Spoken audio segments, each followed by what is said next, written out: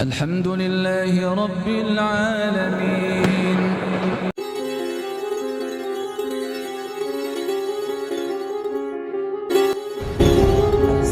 Yang membunuh ini, kita masih bisa bermain logika nanti dalam perjalanannya mendapat hidayah, mendapat ampunan, tetapi sudah terkooptasi oleh sabda baginda Nabi. Maka bisa jadi orang yang sudah membunuh tidak akan Allah karuniai jalan hidup mendapatkan ampunan.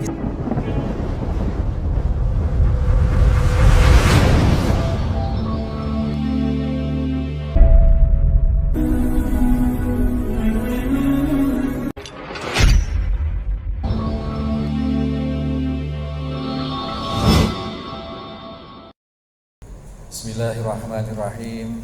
Assalamualaikum warahmatullahi wabarakatuh. Innal hamdalillah nahmaduhu wa nasta'inuhu wa nastaghfiruh wa na'udzu billahi min sururi anfusina wa min sayyiati a'malina. May yahdihillahu fala mudhillalah wa may yudlil fala hadiyalah. Asyhadu an la ilaha illallah wahdahu la syarikalah. Asyhadu anna Muhammadan abduhu wa rasuluhu la nabiyya ba'dah. Allahumma salli wa sallim wa barik ala Muhammadin wa ala alihi wa sahbihi wa mawalah. Qala Allah ta'ala, ya ayyuhalladzina amanu taqullaha haqqa tuqatih wa la tamutunna illa wa antum muslimun. Qala Allah ta'ala, ya ayyuhan nasu taqu rabbakumul ladzi khalaqakum min nafsin wahidah wa khalaqa minha zawjaha wa batha minhuma rijalan katsiran wa nisaa'a wattaqullaha alladzi tasaaluna bihi wal arham innallaha kana 'alaikum raqiba. Ya ayyuhalladzina amanu taqullaha wa qulu qawlan shadida yuslih lakum a'malakum wa yaghfir lakum dhunubakum wa may yuti'illaha wa rasulahu faqad faza fawzan 'azima. Ma'asyiral muslimin wal muslimat, jamaah salat subuh Masjid At-Taqwa Waringin Anom Situbondo rahimani wa rahimakumullah. Wa basyiril ladzina amanu wa amilus solihati anna lahum jannatin tajri min tahtihal anhar. Di awal-awal Al-Baqarah itu. Ya. Kullama ruziqu minha min samarati rizqan qalu hadzal ladzi ruziqna min qablu wa utubihi mutasyabiha. Itu ya. Jadi orang-orang yang mukmin nanti di surga, dimasukkan surga dan diberikan buah-buahan. Yang buah-buahan itu ketika kita mendapati di sana nanti orang, loh ini kok mirip dengan buah-buah di dunia dulu tapi tidak sama. Mutasyabiha itu serupa tapi tidak sama. Maka kalau surga menggambarkan pisang, anggur, sungai susu, sungai madu, itu hanya untuk mengantarkan gambaran akal kita, tetapi sesungguhnya hakikatnya tidak sama-sama sekali. Ya, itu terus kemudian dilanjutkan dan nanti di surga itu ada bidadari-bidadari yang masih suci, yang masih ting-ting, yang masih ting-ting. Dan itu diperuntukkan bagi orang yang beriman. Hal-hal yang demikian dan juga sangat banyak di dalam hadis-hadis Nabi Shallallahu Alaihi Wasallam tentang janji-janji Allah yang bersifat wa'ad itu pasti Allah akan penuhi. Itu. Maka ini kita sampaikan sebagai pengantar kita hadis yang ke-9 ini antara lain tentang itu, tentang terkait dengan itu. Wa an Abi Bakrah, dari sahabat Abi Bakrah, Nufail ibnul Haris, namanya Nufail, namanya Nufail, kunyahnya ibnul Haris, kunyahnya Abi Bakrah. Dia punya anak namanya Bakrah. Kemudian di dalam tarikh, di dalam sejarah, namanya Ibnul Haris ini dia merujuk kepada bapaknya. Jadi dia anaknya Al-Haris. Tetapi sebenarnya ini ada penjelasan. Sebenarnya Nufai ini bukan anak kandung Al-Haris. Tetapi dia Haris ini adalah maula. Maula itu apa? Tuan. Pemilik. Mohon maaf, jadi Nufai ini adalah di antara 23 hamba sahaya yang tercatat di dalam sejarah, dan beliau menjadi seorang sahabat, termasuk di antaranya Bilal bin Rabah, itu dari asalnya hamba sahaya menjadi sahabat-sahabat utama, termasuk Nufai.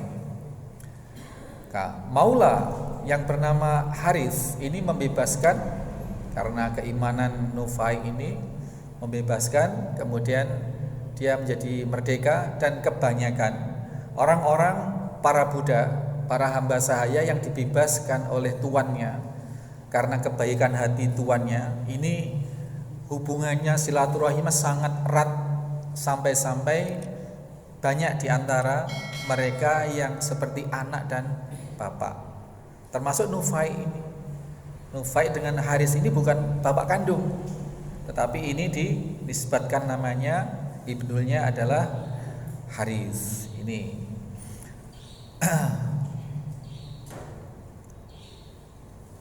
As-Saqafiyah itu dari suku atau dari darah Saqafi radhiyallahu anhu.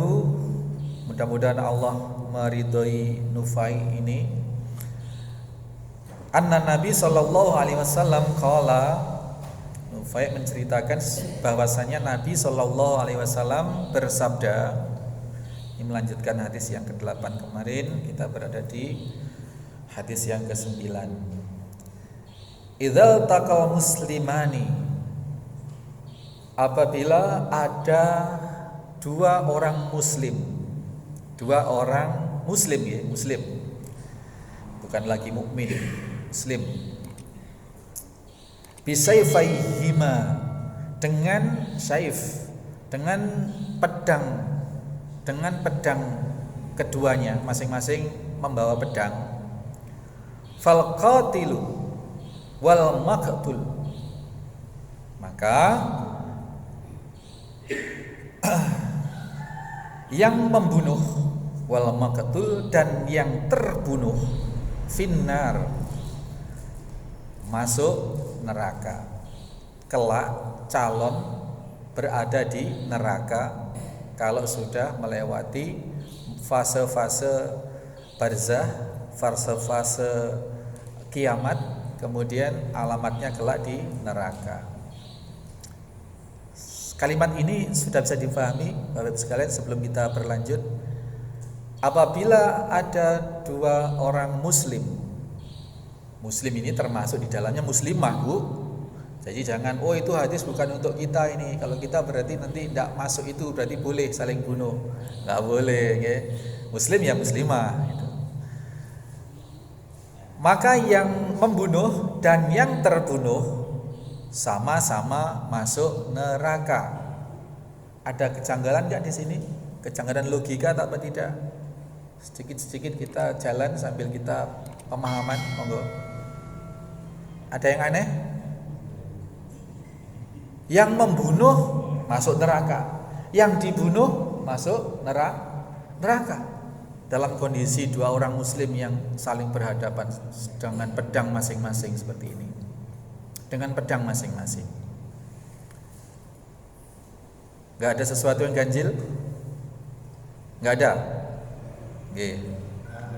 Apa Pak? Nggih. Nggih. Iya, nggih. Iya. Iya. Nggih, ya itu maksudnya. Dan itu yang ditanyakan oleh para sahabat. Abi Bakrah ini bertanya. Jadi Nabi ketika bersabda seperti itu, Abi Bakrah ini ada di situ. Lalu Abi Bakrah berkata, "Qultu," aku bertanya atau aku berkata. Kembali pernyataan Nabi sallallahu alaihi wasallam tadi itu, "Ya Rasulullah, wahai jeng Nabi, wahai Rasulullah, hadzal qatilu, ialah yang membunuh.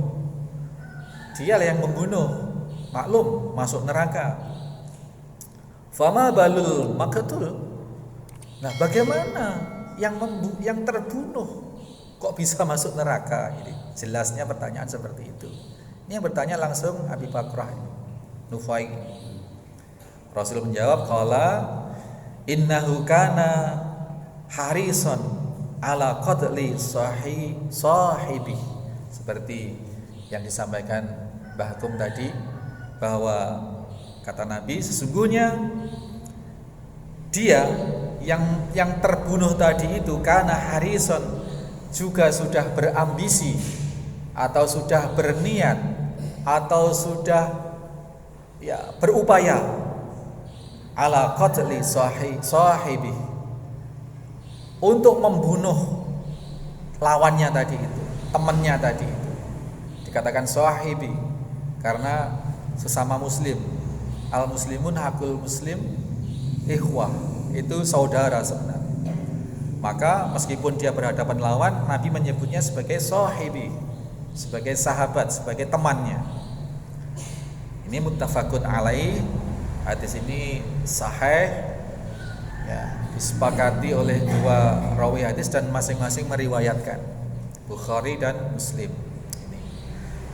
Ma'asyiral muslimin wal muslimat rahimani wa rahimakumullah. Tadi di dalam muqaddimah sudah kita singgung surat An-Nisa 93. Barang siapa yang membunuh seorang mukmin, bedanya kalau di dalam surat An-Nisa itu disebut mukmin. Mukmin sudah pasti Islam, sudah pasti muslim. Tetapi orang muslim, orang Islam belum tentu mukmin. Maka sesungguhnya hadis ini lebih menekankan betapa bahayanya aktivitas bunuh-membunuh sesama muslim itu. Bunuh-membunuh sesama muslim, dua-duanya di neraka. Ini ada satu logika hadis, Pak. Kalau Allah sudah mengklaim bahwa yang membunuh dan yang terbunuh itu masuk neraka, maka sudah bisa dipastikan kecuali atas rahman dan rahim Allah Subhanahu wa taala, keduanya ini masuk neraka. Kecuali Allah ampuni, hak Allah. Tetapi yang dinyatakan oleh baginda Nabi Sallallahu Alaihi Wasallam ini bahwa apabila mereka sesama muslim ini berhadapan dengan niat dan dia sudah melaksanakan, mengupayakan, mewujudkan niat itu, maka baik yang membunuh dan yang terbunuh, dua-duanya dihukumi dosa besar dan dua-duanya dihukumi masuk neraka. Adapun Allah memiliki sifat Rahman Rahim, Allah mengampuni, Allah karena Allah berkehendak orang ini nanti bertaubat. Seperti pembunuh Hamzah itu, Pak, yang bernama siapa itu? Wati apa siapa itu? Seorang kulit hitam, itu pembunuh bayaran. Di perang Uhud berhasil melontarkan tombak ke Sayyidina Hamzah yang menyuruh Hindun. Nah, Hindun ini kemudian mendatangi jenazah Sayyidina Hamzah, membelah dada Sayyidina Hamzah, kemudian memakan jantungnya, dimbangkan. Dan ini membuat Nabi SAW sedemikian sangat-sangat berduka.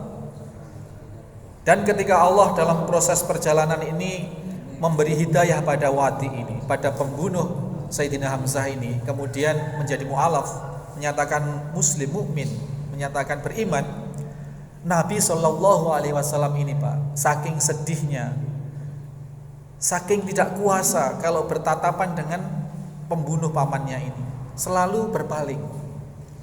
Bukan karena benci, bukan karena dendam, tetapi karena masih merasa sangat sedih dengan terbunuhnya Sayyidina Hamzah. Sayyidina Hamzah ini termasuk paman Nabi SAW yang mempertaruhkan jiwa raganya, membackup perjuangan Nabi SAW sebagai termasuk di antara benteng-benteng utama perjuangan Nabi, pembela Nabi Shallallahu Alaihi Wasallam, selain paman-pamannya yang lain, selain Abu Thalib, selain ayahnya Ali itu Abu Thalib. Bedanya kalau Abu Thalib itu sampai akhir hayat tidak mendapat hidayah, tidak mengucapkan kalimat tauhid, tidak masuk Islam. Tapi kalau Sayyidina Hamzah sejak awal-awal kenabian Rasulullah Sallallahu Alaihi Wasallam itu menyatakan Islam dan membela baginda Nabi Sallallahu Alaihi Wasallam. Maka orang-orang yang pada akhirnya Allah kehendaki untuk mendapatkan ampunan, mendapatkan hidayah, ini memang hak Allah Subhanahu wa taala. Tetapi bagi orang-orang yang sudah dinas seperti ini harus waspada, Pak. Kita tidak bisa mengandalkan Allah kan Maha Rahim dan ancaman Allah itu tidak mutlak pasti Allah laksanakan. Tapi jangan main-main juga. Nanti dumeh ada kaidah seperti itu, Pak. Nanti bermudah-mudah itu. Di antaranya jangan bermudah-mudah bermain-main dengan nyawa sesama muslim. Karena teksnya jelas sekali. Teksnya jelas sekali finnar. Mereka kedua-duanya baik yang membunuh maupun yang terbunuh. Yang terbunuh sudah selesai lah ya. Yang membunuh ini kita masih bisa bermain logika, nanti dalam perjalanannya mendapat hidayah, mendapat ampunan, atau kalau tidak bagaimana begitu. Tetapi sudah terkooptasi oleh sabda baginda Nabi yang dari Allah Subhanahu wa taala. Maka bisa jadi orang yang sudah membunuh dan dibunuh tadi, yang membunuh ini tidak akan memperoleh atau tidak akan Allah karuniai jalan hidup mendapatkan ampunan. Bisa jadi. Kalaupun kenyataannya Allah mengampuni, ya itu memang sudah hak prerogatif Allah. Tapi ya itu tadi, jangan pernah main-main, jangan pernah kita mengharap sesuatu yang hanya bersifat kasuistik, bahwa Allah mengampuni orang-orang yang berdosa besar, iya. Tetapi kalaupun Allah tidak mengampuni, itu merupakan bentuk keadilan Allah Subhanahu wa taala.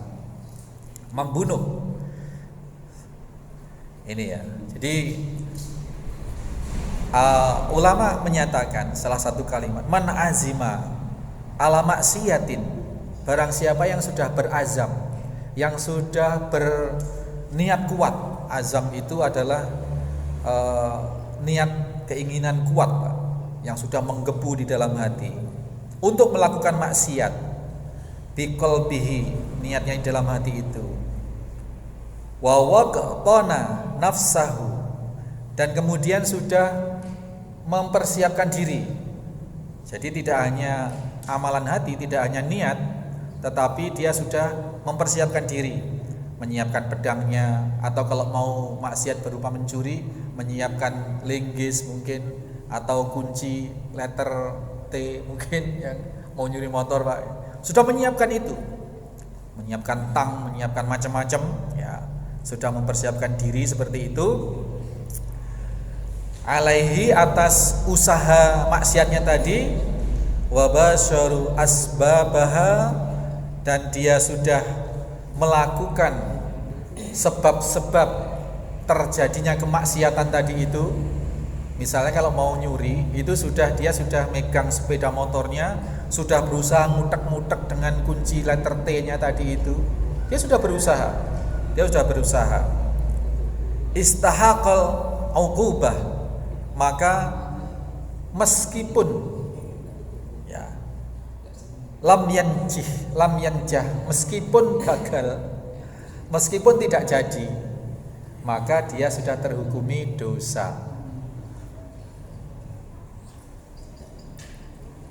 Secara umum, Pak, kalau baru niat saja itu tidak dicatat dosa.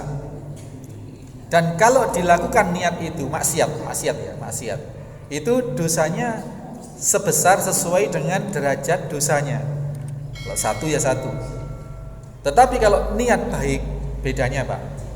Niat itu masih urusan hati loh. niat mau nyuri, tapi kemudian tidak melakukan